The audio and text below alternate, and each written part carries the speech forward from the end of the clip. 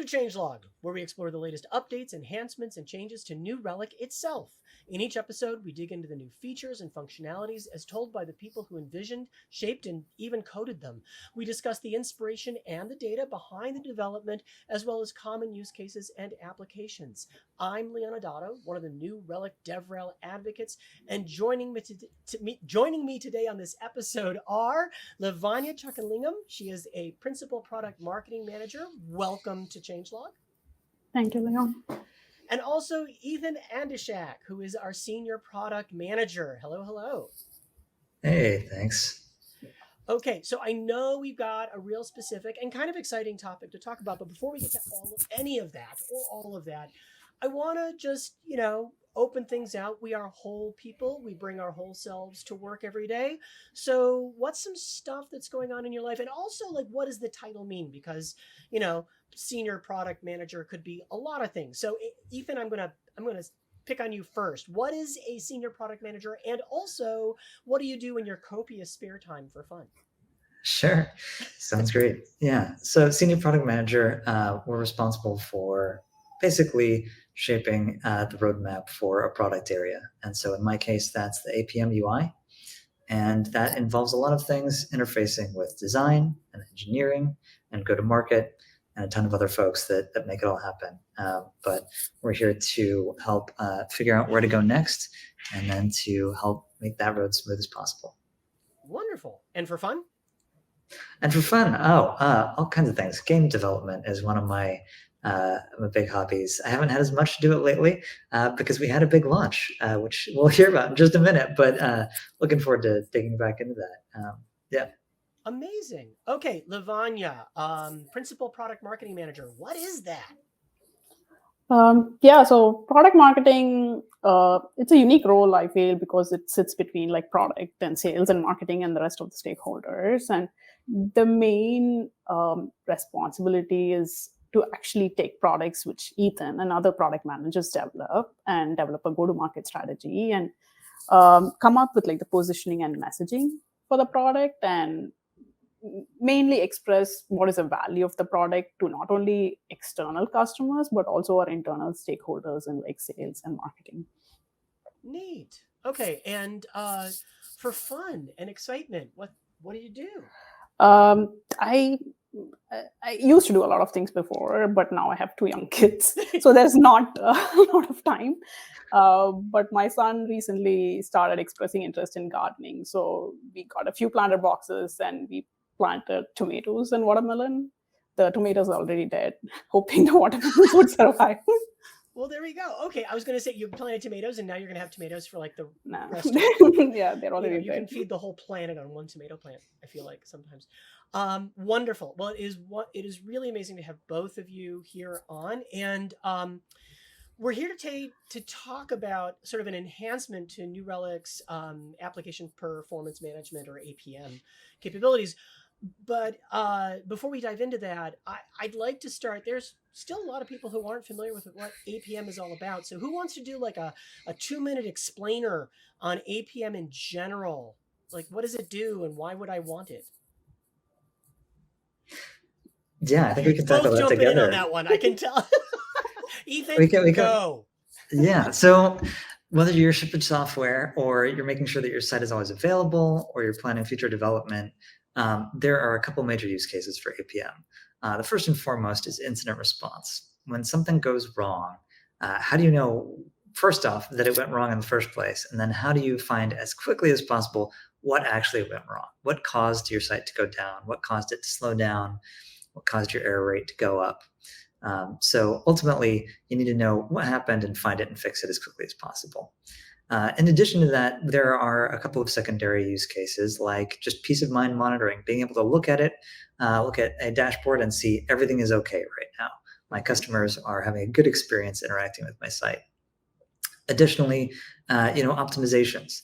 How could I, maybe things aren't on fire right now, but how could I improve them? How could I make them better?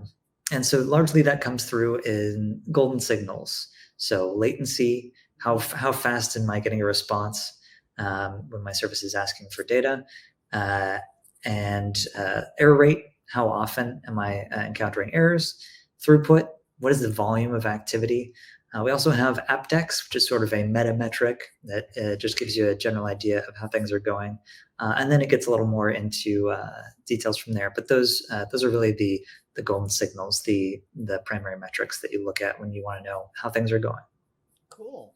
Lavanya, anything to add to that? Yeah, I think it kind of precisely described it, but just to summarize, one thing to note is APM, the acronym itself has two variations. It's application performance monitoring as well as management. It's used in two different ways. So it not only refers to the set of tools, but also there are processes which kind of help users like to come up with like schemes for monitoring, debugging and improving the application. And as Ethan mentioned, like traditionally there were golden signals that the users were mostly, I would say, the SREs, but now that has expanded, and I think that's what we're going to talk about more on how what we're launching changes that as well.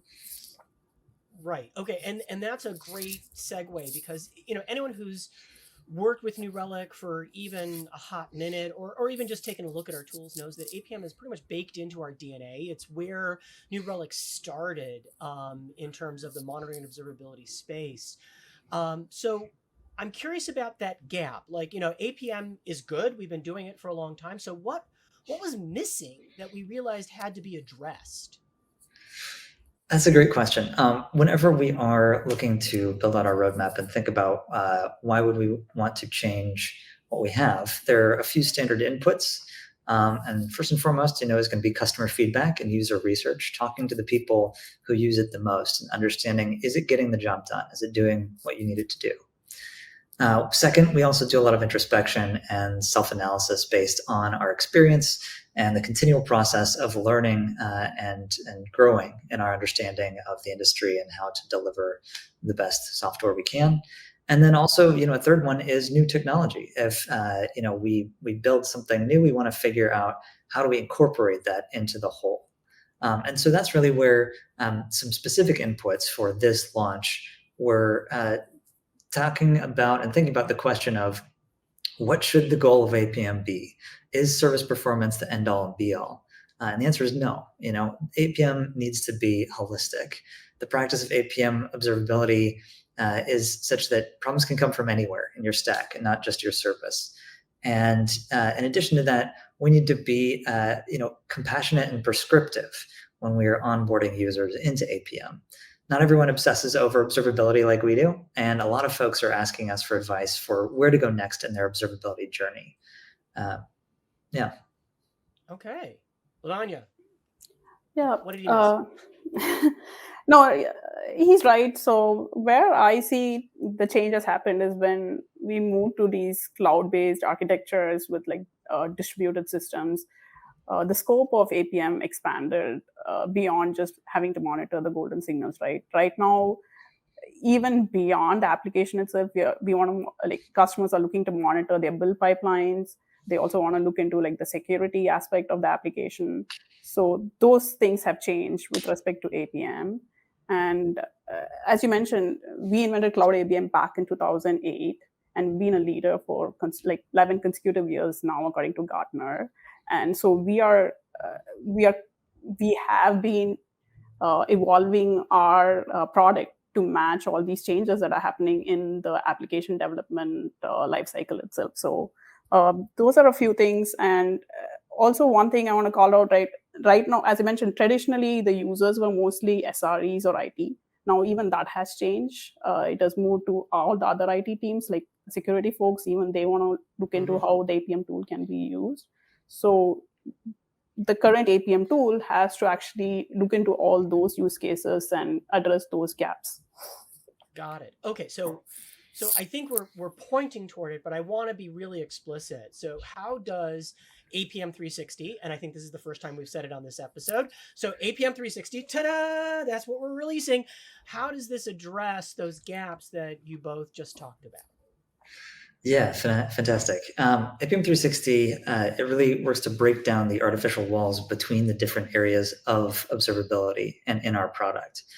So our goal is to give you one spot to see what's going on from your service, your infrastructure, your front end, and across your other services that your app is talking to. So not only do we want to just reduce screen swivel, but we also realize that there are some insights into your data that you only really get when you see that different types of telemetry in the same place.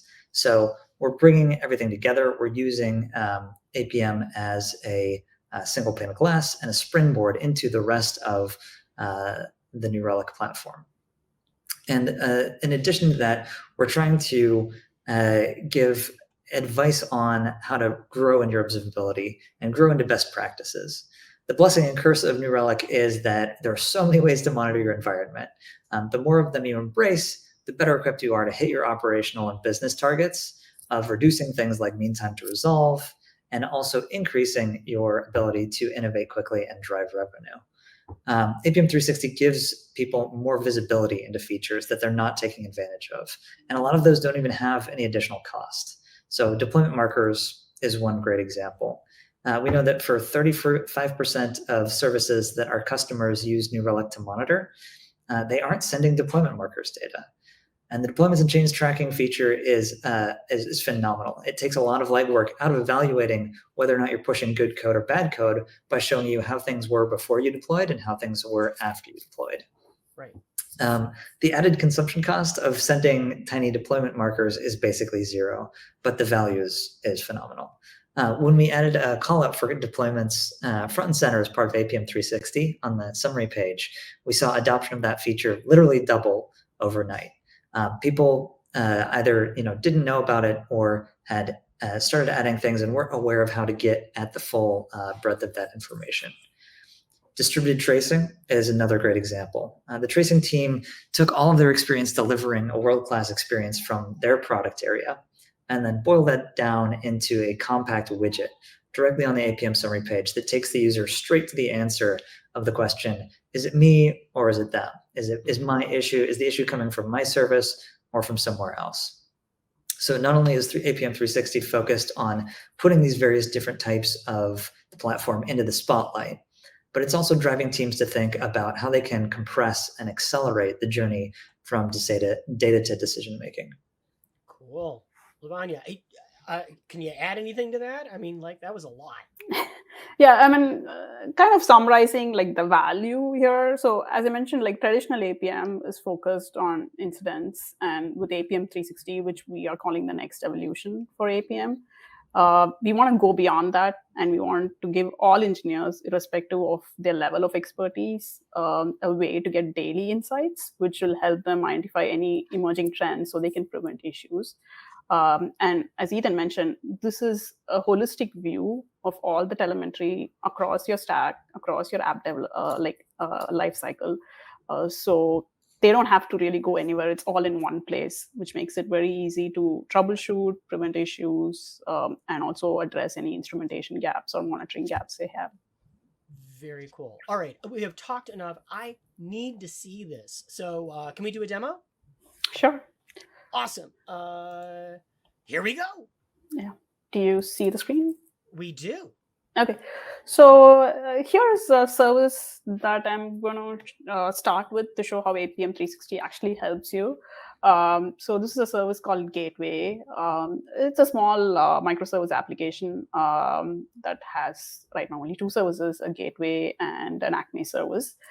So a few features that I want to highlight that Ethan talked about will be the APM summary tiles, our updated infrastructure table that's also integrated into the summary page, and updates to our error and logs chart. So let's start with the summary tiles. So summary tiles are these boxes that you see right on top in your summary page.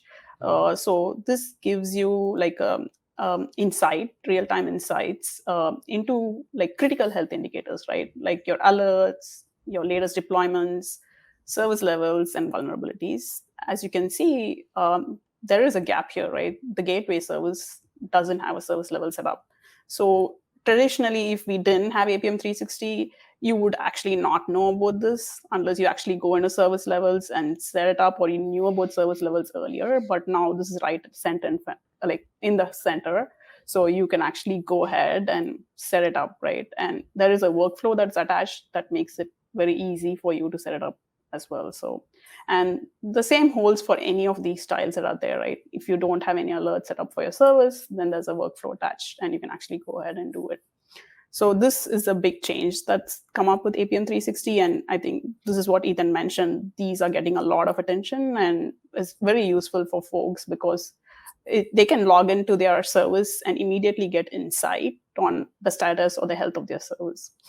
Well, and also, I mean, Ethan mentioned also that there's a lot going on in New Relic, and you don't always know what you don't know. You don't know that there's a capability available to you.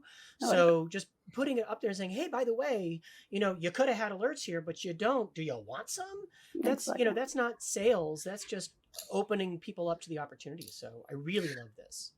Yeah, one of the ways we think about it too was if you think about the very baseline of the functionality as walking into a house where all of the windows are painted at black, where you have some value, inside the house, but there's so many other views and opportunities that you're missing out on. Mm-hmm. And by making it clear to the user that you can scrape the paint off these windows and gain all of this additional visibility and utility, hopefully we're making that process a lot easier. I like that metaphor. That's really nice. Okay, Lavanya, sorry, I interrupted you. Keep going. No worries. So, for the gateway service, as you can see right now, we don't have any alerts that are high. I want to dig into the deployment. This is the last deployment that happened on the service. So this shows it happened on June 16th, and there are metrics related to the deployment that you can get more details on. Mm-hmm. But right, you don't actually have to dive deeper, right? You can actually look here and know that the last deployment did not have any impact on the performance, as error rate and response time are okay. Similarly, you can dig into vulnerabilities. Right now, it shows there are 3 high. You can go ahead and find out what's the cause of these vulnerabilities, right? Mm-hmm. So I want to go back to a time where there was actually an issue happening, and we can see how APM 360 can actually help you troubleshoot faster. So I'm going to zoom in on this time. And here you can see the gateway has been experiencing a high response time, right? So usually when a service is experiencing a high response time, it could be an issue with the application, or it could be through the underlying infrastructure or one of the related services. Mm-hmm. Here, the throughput seems okay. The error rate also seems okay. So let's dig into the infrastructure first, right? With APM 360, the good thing is the infrastructure table is right there in the summary page. So you don't have to switch your screens. You don't have to lose context. You see it all right there.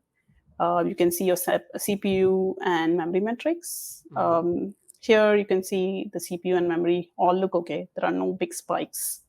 So in this case, the response time spike in gateway doesn't seem to be related to the infrastructure. The other cause could be one of the related services. Mm-hmm. So a new thing that was added to APM 360 is this distributed tracing component. So with this, you can actually see the impact of your upstream or downstream services on gateway.